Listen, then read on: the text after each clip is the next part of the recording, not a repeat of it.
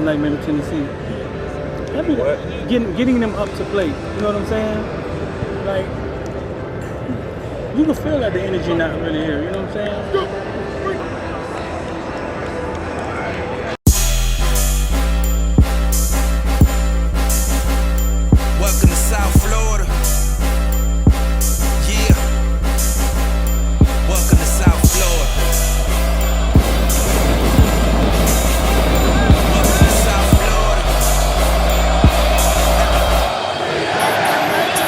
South Florida, the bottom of the clip of the gunshine state. High. What them boys still boating in that way. Big plate, get it for the 18 if you straight. Get cake and stop hating, it's the motto of the state. High. A lot of face, but it's still real around here. That foreign talk, that can get you killed down here.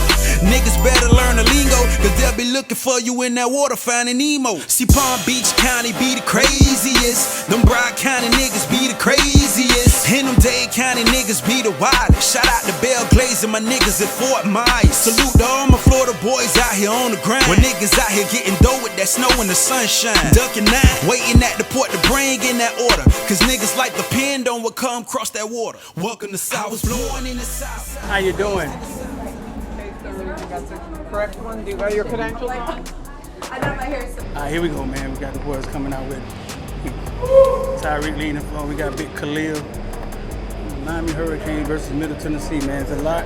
Ain't nothing to prove, but gotta get the thing going on track, man. Link Curtis, Corey Couch, Coach Mirabal, Coach Adai.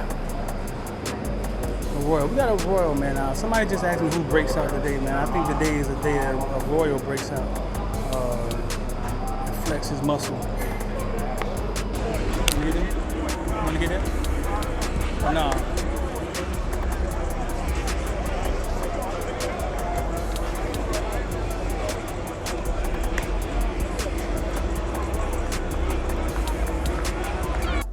First thing first, man, 786-405-9499. Text us if you want to get down with IOD Squad. And if you want to join, the link is right there next to the subscribe, become a football villain, get into the private group me. We could talk about some of these things that we don't always put out publicly, you know what I'm saying? This just goes down behind the membership. Listen, had a couple of days to think about to retrack and look at some of the video we shot and some of the video we shot, because we do a lot of pre-game things before the game start.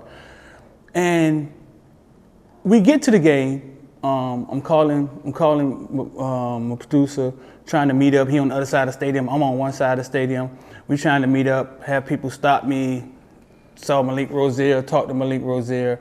Saw Damian Jones, Chaminade head coach in the booth. He injured. I don't know how he got injured. He ain't running any routes. Try to reassure that we get Jeremiah and we get Joshua Trader. I always got to have that talk. But we get there, and then boom, the barricades are there, and the team is getting off the bus. So now Torn's on the other side, my producer on the other side. I'm on one side. I ain't want to pull rank, throw up my media thing and walk. Can't, you know, I ain't do all that, so I just waited. They get off the bus, and they're walking, and I'm recording. I got a lot of video. I actually got some video of I'm walking and recording. And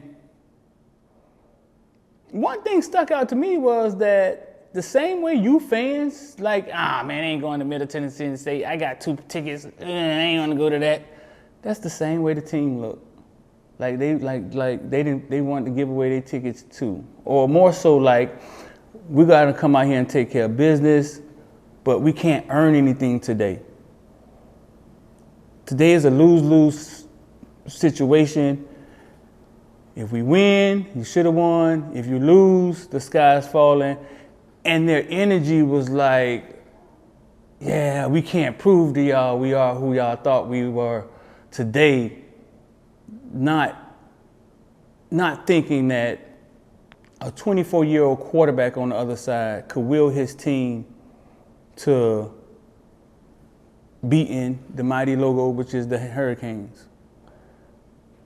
And I actually talked about that. After I walked over there, I walked the tour, and I said, boy, they don't look like they really want to, they just, I didn't see any, I ain't see no, getting them up to play, you know what I'm saying? like, you can feel that the energy not really here, you know what I'm saying? Yeah, Reed here talking to James Wood. Come on. Huh? You know what I'm saying? Then it carried on to the field.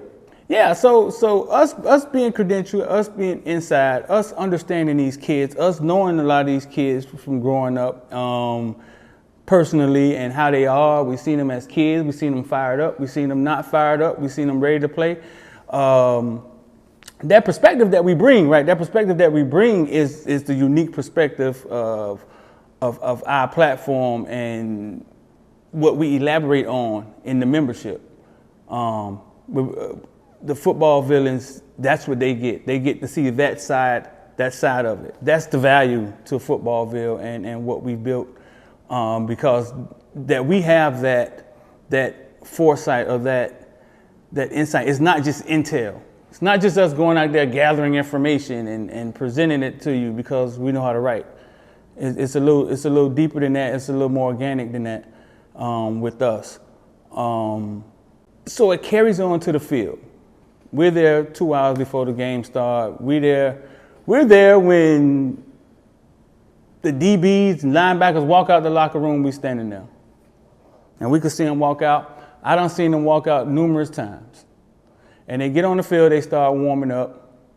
DBs in front of us. Coach Dye always looked the same. Like he always looked the same. He looked like he ready to go. He always looked like he about to go to war. Always. The DB started warming up, and sometimes I talk a lot before the games, and I don't know if I'm being recorded or not recorded, and I just say how I feel, and I start talking again. I said, hey, the coaches look lethargic. Everybody look like they was at Live last night, or they just don't. The energy isn't here right now. The energy isn't here right now, so I started talking about it again.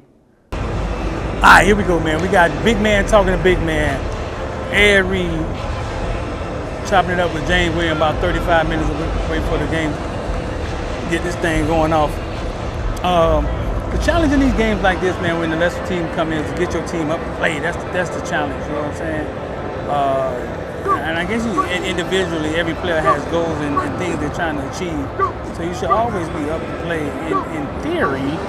But it's not always like that, especially after coming off a loss. You feel you have something to prove, and you can't prove it against a lesser opponent per se. That's where your discipline comes into play. That's where your discipline comes into play, man. Your goal, what are we trying to achieve? Where are we trying to go? Let's turn back the clock. Ready, go. Ready.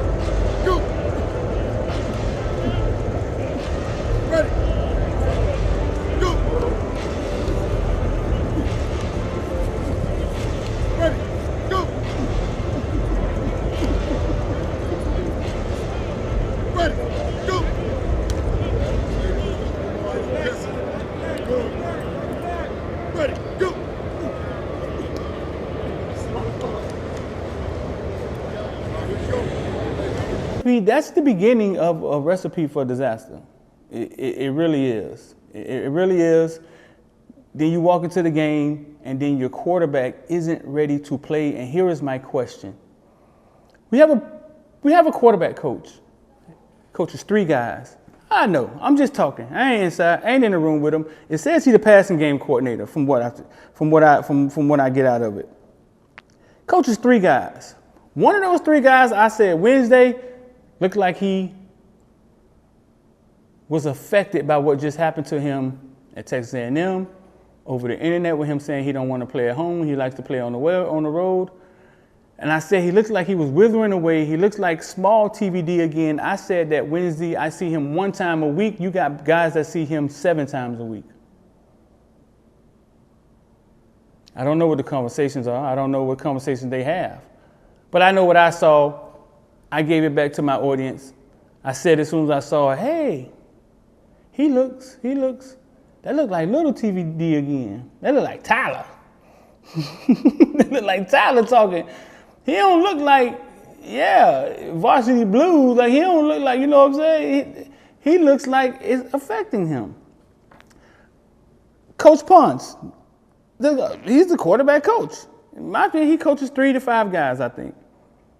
My question is, and maybe he did, like, could he not see? Could he not see that, hey man, this guy, he may not be ready to play today? Or is it political? Is it like, well, we can't snatch him now. He go first round, we all get stamped. Mario got 2 first rounders under his belt, 2 big time quarterbacks under his belt. Now we got to roll with it now. He got to get down what we're trying to get him down so he could be ready to do what he has to do to make us all look good. And I think so far he failed at it. So far he's failed at it. Because we all can go back and watch the 22-man video. You can see when guys are wide open. And that's the same offense that people are saying is horrible.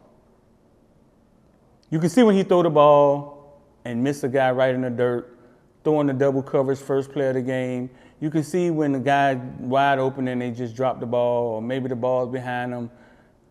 It's the same offense. It's the same offense you saw Jake come in and just find guys open.